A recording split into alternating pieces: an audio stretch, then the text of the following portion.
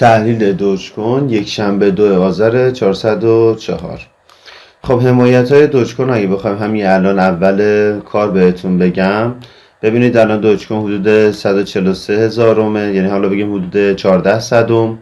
حمایت بعدیش 12 صدمه که با رنگ خط سبز مشخص کردم. حمایت بعدی 1 دهم یا 10 صدم. حمایت بعدیش هم 8 صدم.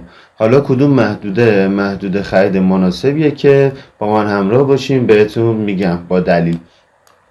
خب ببینید بچه ها، دوجکن همونطور که دارید میبینید وارد یه فاز نزولی شده. حالا چرا؟ اگه ما یه خط روندی رو اینجا در نظر بگیریم، اینجا یه خط روند ما باشه، حالا این شادوها رو میتونیم در واقع چشم‌پوشی کنیم جایی که کلوز کندلا بوده. خب توی این محدوده خط روند صعودی ما شکسته شده. ببینید اینجا خط روند صعودی ما که با رنگ زرد مشخص کردم شکسته شده و حالا داره حمایتش رو تست میکنه. الان هم در واقع روی حمایت نسبتاً خوبی قرار گرفته، ولی با توجه به الگویی که دارم میبینم و فشار فروشی که دارم میبینم شاید یه مقدار اینجا رنج بزنه. خب ولی من دیدگاه همینه که باید بیاد پایینتر و محدوده پایینتری برای خریدمون انتخاب بکنیم. الان نباید خرید داشته باشیم. خب این از خط روندمون. حالا دلیل بعدی رو من بهتون بگم که دقیقا نقطه خریدش کجا میتونه باشه و کجا باید برای خرید بررسیش بکنیم.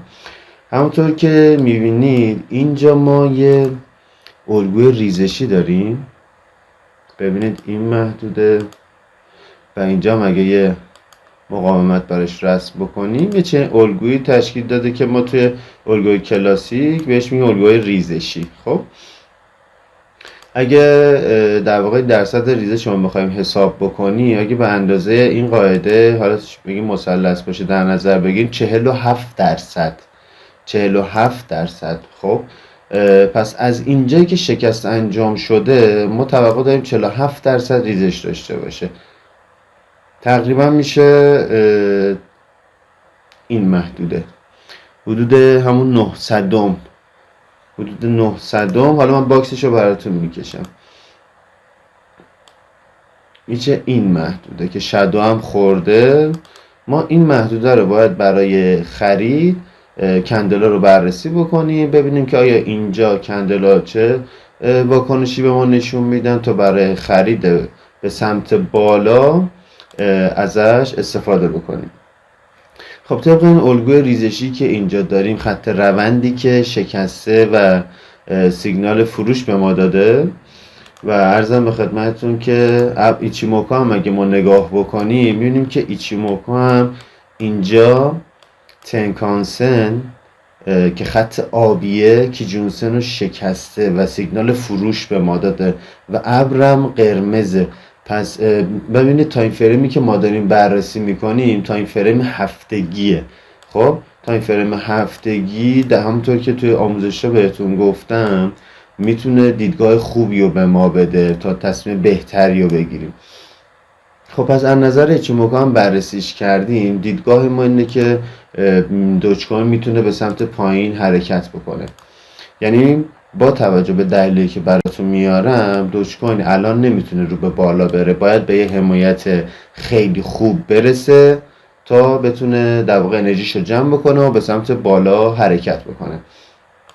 خب ما یه باکسی تو محدوده زرد بود اینجا انتخاب کردیم. حالا از نظر RSI هم بخوایم بررسیش بکنیم، اگه ما یه خط حمایت برای RSI رسم بکنیم، ببینید RSI هنوز به حمایت قوی خودش نرسیده. اینجا یه حمایتی داره. پس ببینید قیمت هم به همین صورت، قیمت هم میتونه به یه حمایتی که اینجا داریم برسه، RSI هم به این حمایت برسه. توی این محدوده رفتار کندلا رو بررسی بکنیم. اگه کندلای بازگشتی دیدیم و حجم خوبی هم وارد شده باشه، ببینید ما الان حجم خوبی نداریم. خب حجمش کمه. باید یه حجمی هم واردش بشه توی این محدوده‌ای که بهتون گفتم. ببینید تو همین باکس زردی که من اینجا کشیدم، خب اینجا باید بررسی بکنیم که در واقع رفتار کندل رو توی این دوتا محدوده به چه صورته، تا اینجا رو بررسی بکنیم تا بخوایم به سمت بالا یه پوزیشنی داشته باشیم. حمایت هم که بهتون گفتم، نمیخوام دیگه ویدیو طولانی تر بشه. امیدوارم که دیدگاه خوبی داشته باشید.